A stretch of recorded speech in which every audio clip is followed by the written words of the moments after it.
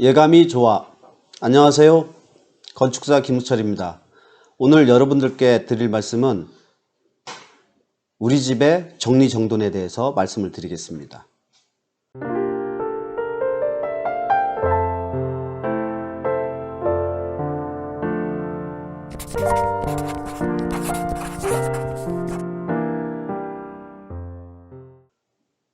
우리가 정리가 돼 있는 집 안에 들어가면은 비교적 마음이 여유롭습니다. 보기 좋은 떡이 먹기도 좋다고 집안에 물품들이 가지런히 정리되어 있는 모습을 보면은 우리가 생활하기도 좋고 마음적으로 여유가 생깁니다.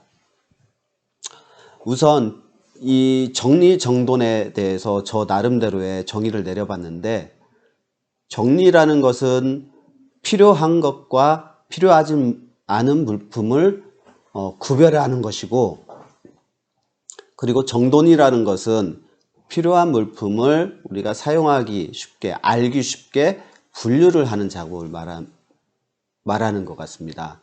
그래서 집 안에 필요한 것과 필요 없는 것을 구별을 하고, 또 그 안에서 나한테 필요한 물건들이 어디에 있는지 이런 것을 알아야 되겠습니다. 그래서 정리정돈을 하기 위해서는 무엇보다도 수납이 필요한데, 이 수납 공간의 필요성, 그리고 우리 집에서 어떠한 부분에 수납이 필요한지 이런 부분 알아보도록 할게요. 일단 수납이 필요한 것은 크게 생활용품과 의류, 생활용품과 의류로 두 가지로 나눌 수가 있어요. 큰 틀에서. 생활용품 같은 경우에는 대표적으로 주방이 있겠죠. 주방에는 우리가 음식을 조리하는 곳이기 때문에 음식과 관련된 도구와 그리고 식자재가 있겠죠.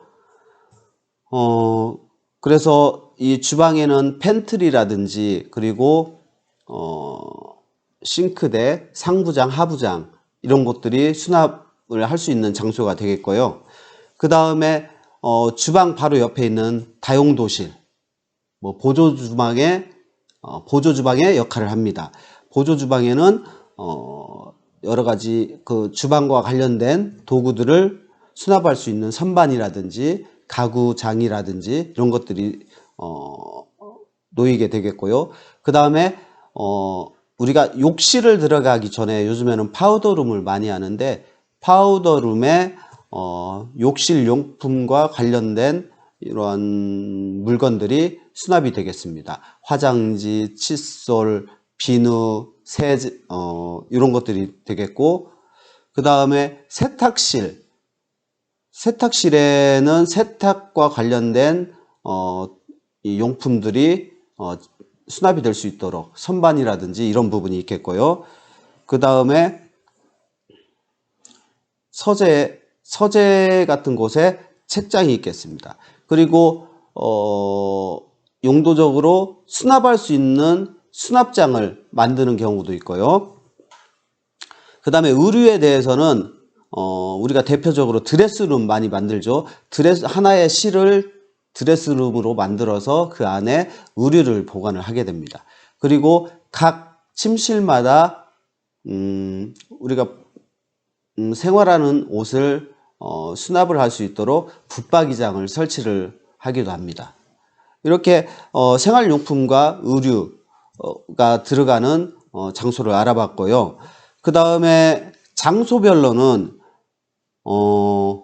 우리가 맨 처음에 집에 들어왔을 때 현관이 있죠. 현관에서는 흔히 사용하는 자동차 키라든가, 자동차 키를 집 안에서 어디에다 놓은지 모르고 나갈 때마다 번번하게 그것을 찾으러 다니기도 하고 시간이 소요가 돼요. 그래서 고정된 장소에 키를 보관하면은 우리가 시간적인 절약도 할 수 있고 그렇습니다.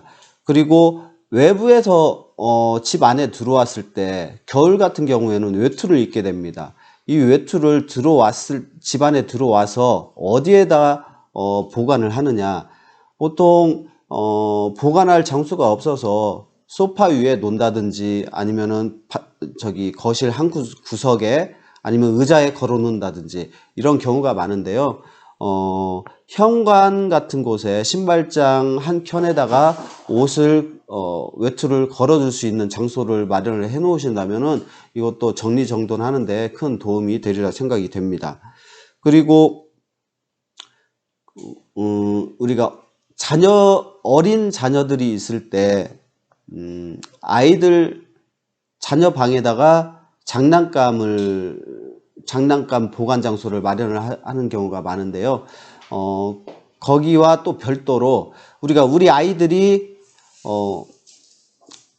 아이들 방에서만 노는 게 아니라 집안 곳곳에서 장난감을 가지고 놀게 됩니다. 그랬을 때 거실 한켠에 장난감 보관 박스를 구비를 해서 우리 아이들이 놀이가 끝나면은 그 보관함에다가 넣을 수 있도록 이 습관화를 시켜주시는 것도 집안의 정리정돈하는 방법이 되겠고요. 그 다음에 다이닝룸에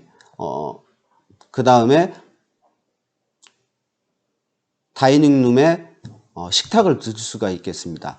요즘에 다이닝룸의 식탁은 다용도로 활용이 되고 있어요. 예전에는 식사를 하는 이러한 단순한 용도의 장소였지만은 요즘에는 우리 아이들이 숙제도 하고 또 손님이 오면은 거기서 차도 마시고 뭔가 컴퓨터 작업을 할 때는 노트북을 가져와서 거기에서 작업을 하고 그래서 여러 가지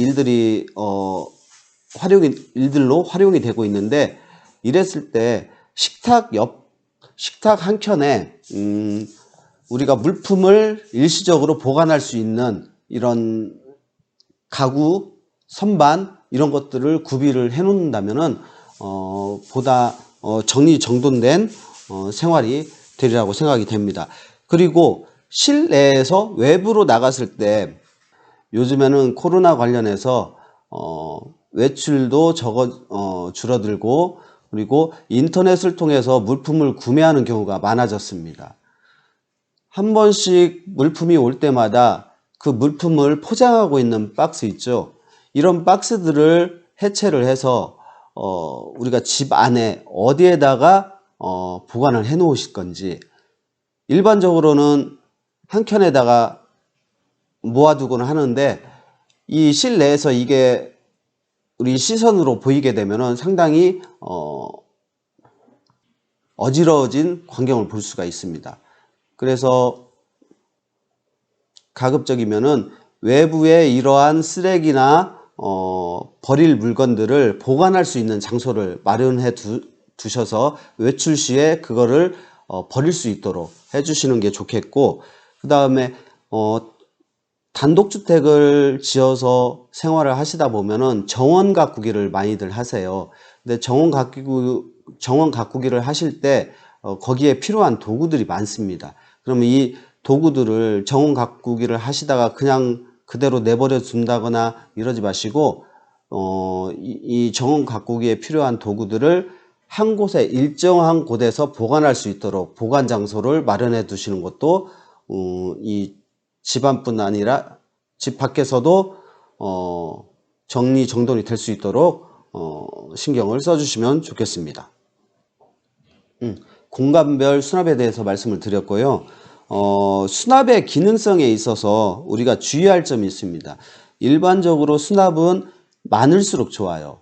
하지만은 이 수납의 양을 증가시킴에 있어서 데드 스페이스를 만들면 안 됩니다.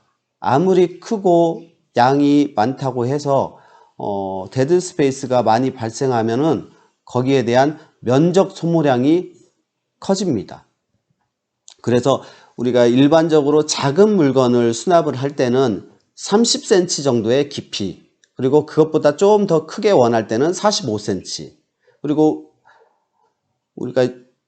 그리고 의류를 수납할 때는 60cm 정도, 그래서 붙박이장의 깊이가 60cm 정도가 되는 것입니다. 일반적으로 바닥 하부에서 80cm 정도부터 90cm, 이 정도가 우리가 가장 활용하기 편한 그 높이입니다. 하단에는 가급적이면은 무거운 물건을 보관할 수 있도록 하시고, 이 90cm 상단에는 자주 쓰지 않는 물건들을 보관하시면 좋겠습니다. 요즘에 주택 설계를 하다 보면은 거실이라든지 이런 부분에 기존 바닥보다 높이를 높여서 평상 같은 장소를 공간을 만드는 경우가 많습니다. 이랬을 때 이 평상 바닥에 수납 장소를 만들기를 하는데, 이런 곳에 수납을 만들 때는 수납 양이 증가돼서 좋기는 합니다만은 여기에서 주의할 점이 하나 있습니다. 일단 이 뚜껑을, 이 문을 열고 수납을 해야 되기 때문에 상당히 번거롭습니다. 그래서 매번 할 때마다 불편함을 느끼고, 그 다음에 이 뚜껑 위에서 사람이 앉기도 하고 그 위를 걷기도 하기 때문에 시간이 장기화됨에 따라서 문이 파괴되거나 또는 이 문이 가라앉아서 옆에 바닥과 단차가 발생하는 이런 단점들이 발생을 할 수가 있습니다. 그래서 가급적이면은 이 위에서보다는 옆에서 수납을 할 수 있는 이런 것을 추천을 해 드리겠고요. 그리고 마지막으로 팁을 하나 드리자면은 이 물건 용품들을 수납을 하실 때 하나하나 놓지 마시고 종류별로 분류를 해서 박스 형태에다가 비슷한 종류들은 한꺼번에 수납을 하시는 것을 추천을 해 드립니다. 그렇게 하시면은 어떤 종류들이 어디에 있는지, 그리고 그 박스에다가 물품명을 쓴다든지 또는 이 박스가 추가성이 있는 이런 재질로 된 박스를 사용한다면 그 안에 내용물이 뭐가 있는지 꺼내보지 않아도 확인을 하실 수가 있기 때문에 사용함에 있어서 상당히 편리할 수 있다고 생각이 됩니다. 오늘 말씀 여기까지 드리겠고요.